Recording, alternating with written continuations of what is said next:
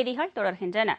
நாகர்கோவிலில் நடந்த அகில இந்திய அளவிலான புறா பந்தயத்தில் ஹோமர் இன புறா 1000 கிலோமீட்டர் தூரத்தை 20 மணி நேரத்தில் பறந்து முதல் பரிசை வென்றது. கன்னியாகுமரி மாவட்டம் நாகர்கோவிலில் உள்ள புறாக்கள் பந்தய கழகம் மற்றும் அகில இந்திய புறா பந்தய சங்கம் ஆகியவை சார்பில் அகில இந்திய அளவிலான புறா பந்தயம் நடைபெற்றது. ரிங், ஹோமர் ஆகியவை உள்பட பல்வேறு இனத்தை சேர்ந்த 200க்கும் மேற்பட்ட புறாக்கள் இந்த போட்டியில் கலந்து கொண்டன. இதில் ஹோமர் இன புறாக்கள் ஆந்திர மாநிலம் விஜயவாடாவில் இருந்து நாகர்கோவிலுக்கு இடையேயான 1000 கிலோமீட்டர் பந்தய தூரத்தை 20 மணி நேரத்தில் வானத்தில் பறந்து சென்று முதல் பரிசை வென்றன. இதையடுத்து ஹோமர் இன புறாக்களின் உரிமையாளர் சுரேஷுக்கு நாகர்கோவிலில் நடைபெற்ற விழாவில் பரிசு வழங்கப்பட்டது. இதேபோன்று ஆந்திர மாநிலம் காவாலியில் இருந்து நாகர்கோவிலுக்கு 22 மணி நேரத்தில் பறந்து கடந்த குமார் என்பவரது புறாவுக்கு 2வது பரிசு வழங்கப்பட்டது. 3வது பரிசு ரிங் இனத்தை சேர்ந்த எட்வின் என்பவருடைய புறாவுக்கு கிடைத்துள்ளது. தமிழகத்தில் நடைபெறவுள்ள உள்ளாட்சி தேர்தலில் போட்டியிட கேப்டனின் ஆணைக்கிணங்க தமிழகத்தின் பல மாவட்டங்களில் தேமுதிகவினர் விருப்ப மனுக்கள் வழங்கும் நிகழ்ச்சி நடைபெற்றது. கோவை மாநகராட்சியில் போட்டியிட தேமுதிக தொண்டர்களின் விருப்ப மனு வழங்கும் நிகழ்ச்சி கோவை தேமுதிக மாநகர அலுவலகத்தில் நடைபெற்றது. இதில் கோவை மாவட்ட பொறுப்பாளர்கள் மாநில கைத்தறி பிரிவு செயலாளர் விஜய் ஈஸ்வரன், கோவை மாவட்ட செயலாளர் தமிழ்முருகன் ஆகியோரிடம் ஏராளமான தேமுதிகவினர் விருப்ப மனுக்களை அளித்தனர். விழுப்புரம் மாவட்டத்தில் போட்டியிடுவதற்காக கள்ளக்குறிச்சியில் தேமுதிக மாநில நிர்வாகிகள், முன்னாள் அமைச்சர் MC தாமோதரன், திருக்கோவிலூர் சட்டமன்ற உறுப்பினரும் மாவட்ட செயலாளருமான எல் வெங்கடேசன் ஆகியோரிடம் ஏராளமான தேமுதிக தொண்டர்கள் விருப்ப மனுக்களை வழங்கினர். தேனி மாவட்டத்தில் உள்ள கம்பம், போடி, பெரியகுளம், ஆண்டிப்பட்டி போன்ற பகுதிகளில் போட்டியிட மாநில துணை செயலாளர் முருகேசன், மாவட்ட செயலாளர் அருண்குமார் ஆகியோரிடம் ஏராளமான தேமுதிக நிர்வாகிகள் விருப்ப மனுக்களை தாக்கல் செய்தனர். நாகை தெற்கு மாவட்ட தேமுதிக அலுவலகத்தில் தெற்கு மாவட்ட செயலாளர் SMA கணேசன் தலைமையில் ஏராளமான தேமுதிக தொண்டர்கள் மற்றும் பொறுப்பாளர்கள் மிக ஆர்வமுடன் விருப்ப மனுக்களை வழங்கினர்.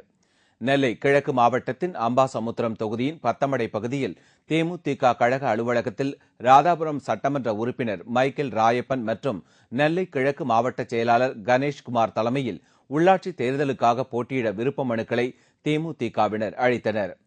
நாகை மாவட்டம் மயிலாடுதுறையில் போட்டியிட மயிலாடுதுறை சட்டமன்ற உறுப்பினர் பால அருட்செல்வன், மாநில பொறியாளர் அணி துணை செயலாளர் உமாநாத் ஆகியோரிடம் திரளான தேமுதிக தொண்டர்கள் விருப்ப மனுக்களை வழங்கினர். வேலூர் மாவட்டம் திருப்பத்தூரில் உள்ள வேலூர் மேற்கு மாவட்ட தேமுதிக அலுவலகத்தில் தேமுதிக வர்த்தக சங்க அணி செயலாளர் BP ராமகிருஷ்ணன், மாவட்ட செயலாளர் ஹரிகிருஷ்ணன் ஆகியோரிடம் உள்ளாட்சி தேர்தலில் போட்டியிட தேமுதிகவினர் விருப்ப மனுக்களை அளித்தனர். வருகின்ற உள்ளாட்சி தேர்தலில் வேலூர் மாநகராட்சி பகுதியில் போட்டியிட மாவட்ட செயலாளர் J விஸ்வநாதன், உயர்மட்ட குழு உறுப்பினர் MC சேகர் ஆகியோரிடம் 100க்கும் மேற்பட்ட தேமுதிக நிர்வாகிகள் விருப்ப மனுக்களை வழங்கினர். காஞ்சிபுரம் மாவட்ட மதுராந்தகத்தில் காஞ்சி தெற்கு மாவட்ட தேமுதிக சார்பில் தேமுதிக உயர்மட்ட குழு உறுப்பினர் தங்கபாண்டியன், மாநில பொறியாளர் அணி துணை செயலாளர் பாண்டியன் மற்றும் மாவட்ட செயலாளர் ரமேஷ் பிரபாகரன் ஆகியோரிடம் தேமுதிகவினர் விருப்ப மனுக்களை தாக்கல் செய்தனர். திருப்பதி தேவஸ்தான அறங்காவலர் குழுவுக்கு புதிய தலைவர் மற்றும் உறுப்பினர்கள் நியமிக்கப்பட்டுள்ளனர். திருப்பதி கோவில் அறங்காவலர் குழுவின் புதிய தலைவராக மேற்கு கோதாவரி தொகுதி நாடாளுமன்ற உறுப்பினர் கனுமூரி பாபுராஜு மற்றும் உறுப்பினர்களாக IAS அதிகாரிகளான ரமணாச்சாரி, பாலராமையா, LV சுப்பிரமணியம் மற்றும் MLAக்கள் சூரியபிரகாஷ், முத்தலம் ரெட்டி, ராஜேஸ்வரி ஆகியோர் நியமிக்கப்பட்டுள்ளனர். இவர்கள் அனைவரும் தேவஸ்தான வளாகத்தில் அமைந்துள்ள ஆழ்வார் சன்னதி முன்பு பதவியேற்றுக் கொண்டனர். அதன் பிறகு நடைபெற்ற புதிய அறங்காவலர் குழு கூட்டத்தில் திருமலையில் உள்ள தங்கும் விடுதிகளில் சீரமைப்புக்கு உலக தரம் வாய்ந்த நிறுவனங்களுடன் ஒப்பந்தம் செய்து பணிகள் மேற்கொள்ள செய்வது உள்ளிட்ட பல்வேறு தீர்மானங்கள் நிறைவேற்றப்பட்டது. விநாயகர் சதுர்த்தியை முன்னிட்டு தமிழகத்தில் பல பகுதிகளில் வைக்கப்பட்டிருந்த விநாயகர் சிலைகள் கரைக்கப்பட்டு வருகிறது. வடசென்னையில் திருவொற்றியூர் மற்றும் அதன் சுற்று வட்டார பகுதியில் வைக்கப்பட்டிருந்த விநாயகர் சிலைகள் நேற்று மாலை ஊர்வலமாக எடுத்துச் செல்லப்பட்டு கடலில் கரைக்கப்பட்டது. திருவொற்றியூர் உள்ளிட்ட சென்னை புறநகர் பகுதிகளில் விநாயகர் சதுர்த்தியை முன்னிட்டு கடந்த 1ஆம் தேதி முதல் 1000க்கும் மேற்பட்ட விநாயகர் சிலைகள் பிரதிஷ்டை செய்து வழிபாடு நடந்து வந்தது. நேற்று பிற்பகல் இந்த விநாயகர் சிலைகள் அனைத்தும் ஊர்வலமாக காசிமேடு கடற்கரைக்கு போலீஸ் பாதுகாப்புடன் எடுத்துச் செல்லப்பட்டன. பிறகு சிலைகள் அங்குள்ள கிரேன் மூலமாக கடலில் கரைக்கப்பட்டன. திருநெல்வேலி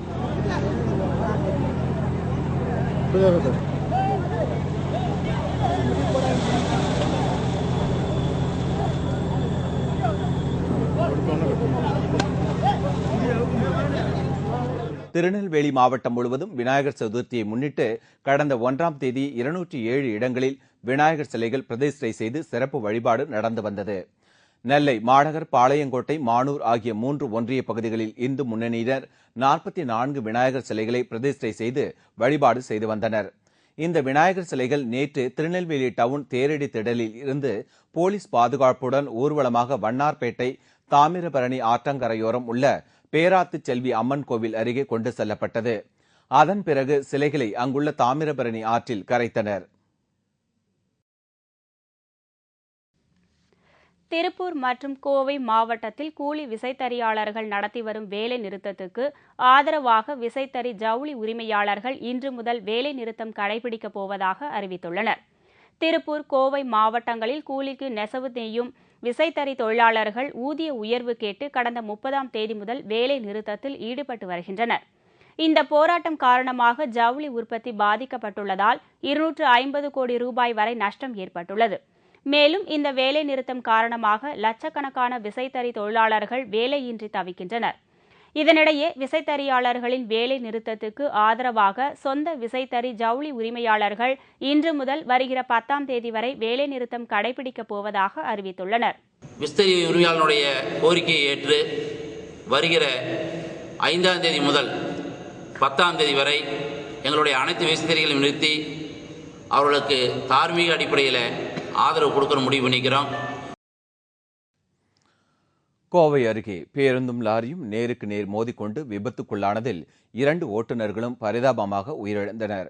கேரள மாநிலம் பத்தனம்திட்டாவில் இருந்து பெங்களூர் நோக்கி தனியார் பேருந்து ஒன்று சென்று கொண்டிருந்தது.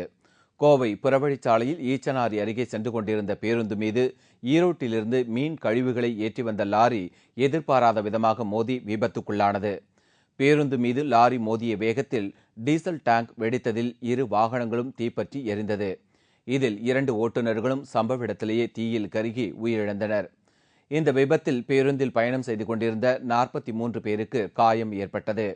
இதில் 18 பேர் படுகாயமடைந்த நிலையில் கோவையில் உள்ள தனியார் மருத்துவமனையில் சிகிச்சைக்காக அனுமதிக்கப்பட்டுள்ளனர். பேருந்தில் பயணம் செய்து கொண்டிருந்த பயணிகள் பேருந்து தீப்பற்றியதை அறிந்ததும் பேருந்தின் கண்ணாடிகளை உடைத்துக் கொண்டு வெளியேறியதால் பெரும் உயிர் சேதம் தவிர்க்கப்பட்டது. தீயணைப்பு மற்றும் காவல்துறையினர் சம்பவ இடத்திற்கு விரைந்து சென்று மீட்பு பணியில் ஈடுபட்டனர். தூத்துக்குடியில் நடைபெற்ற தென்மண்டல அளவிலான கராத்தே போட்டியில் 500க்கும் மேற்பட்ட மாணவ மாணவிகள் பங்கேற்று கராத்தே கலையை செய்து காட்டினர். தூத்துக்குடி மாவட்டம் முத்தையாபுரத்தில் உள்ள தனியார் மெட்ரிக் பள்ளியில் தென்மண்டல அளவிலான கராத்தே போட்டி நடைபெற்றது. இதில் பல்வேறு பள்ளிக்கூடங்களைச் சேர்ந்த 500க்கும் மேற்பட்ட மாணவ மாணவிகள் கலந்து கொண்டனர். வெற்றி பெற்றவர்களுக்கு பரிசுகள் வழங்கப்பட்டது. இப்போட்டியில் வெற்றி பெற்றவர்கள் அகில இந்திய அளவில் நடைபெறும் போட்டியில் பங்கேற்க தகுதி பெறுவார்கள் என்று தெரிவிக்கப்பட்டுள்ளது. நாமக்கல் அருகே ராசிபுரத்தில் 2 மணி நேரம் இடியுடன் கூடிய பலத்த மழை பெய்தது. இதனால் சாலையில் மழைநீர் வெள்ளம் போல பெருக்கெடுத்து ஓடியது. நாமக்கல் மாவட்டம் ராசிபுரத்தில் கடந்த சில வாரங்களாக வெயிலின் தாக்கம் மிகவும் கடுமையாக இருந்து வந்தது. இதனால் அப்பகுதி மக்கள் மிகவும் சிரமத்துக்குள்ளானார்கள். இந்நிலையில் நேற்று காலை முதல் வானம் மேகமூட்டமாக இருந்தது. மாலையில் பலத்த காற்று வீசியது. இதைத் தொடர்ந்து இடியுடன் கூடிய மழை பெய்து சுமார் 2 மணி நேரம் பெய்த இந்த மழையால் சாலையில் மழைநீர் வெள்ளம் போல பெருக்கெடுத்து ஓடியது. கடந்த சில நாட்களாக கடுமையான வெயிலின் தாக்கத்தால் அவதிப்பட்டு வந்த இப்பகுதி மக்களுக்கு இந்த மழை மிகவும் மகிழ்ச்சி அளித்துள்ளது. கோவை அருகே கவுண்டம்பாளையத்தில் விசாரணைக்காக அழைத்து சென்ற முதியவர் மர்மமான முறையில் இறந்தார். இதனால் அவரது உடலை சாலையில் வைத்து பொதுமக்கள் சாலை மறியலில் ஈடுபட்டனர். கோவை மாவட்டம் கவுண்டம்பாளையத்தை சேர்ந்தவர் குப்பன். 60 வயதான இந்த முதியவரை காவல்துறையினர் ஒரு திருட்டு வழக்கில் விசாரணைக்காக அழைத்து சென்று விசாரித்ததாக கூறப்படுகிறது. விசாரணையின் போது அவரை போலீசார் அடித்து துன்புறுத்தியதாக தெரிகிறது. இந்நிலையில் விசாரணைக்கு பின் விடுவிக்கப்பட்ட குப்பன் வீடு திரும்பிய மறுநாள் மர்மமான முறையில் இறந்துள்ளார். இதைத் தொடர்ந்து முதியவர் குப்பனின் உடலை சாலையில் வைத்து அப்பகுதி பொதுமக்கள் சேர்ந்து சாலை மறியலில் ஈடுபட்டனர்.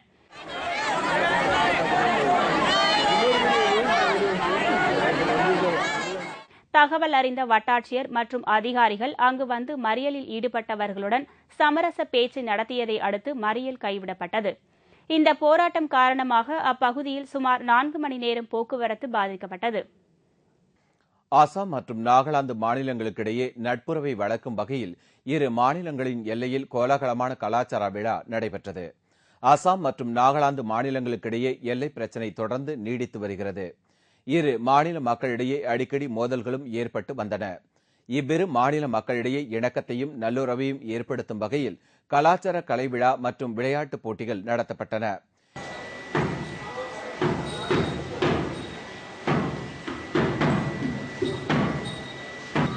இந்த கலாச்சார விழாவில் நாகாலாந்து பழங்குடியின நடன நிகழ்ச்சிகளும் அசாம் மாநிலத்தின் புகழ்பெற்ற பிகு மற்றும் ஜூமுர் நடனமும் நடைபெற்றது. மேலும் கால்பந்து விளையாட்டுப் போட்டிகளும் நடைபெற்றன. சாலையில் தோன்றிய 300 அடி பள்ளம், சீனாவில் நடந்த வினோத சம்பவம். விவரம் இடைவேளைக்கு பிறகு.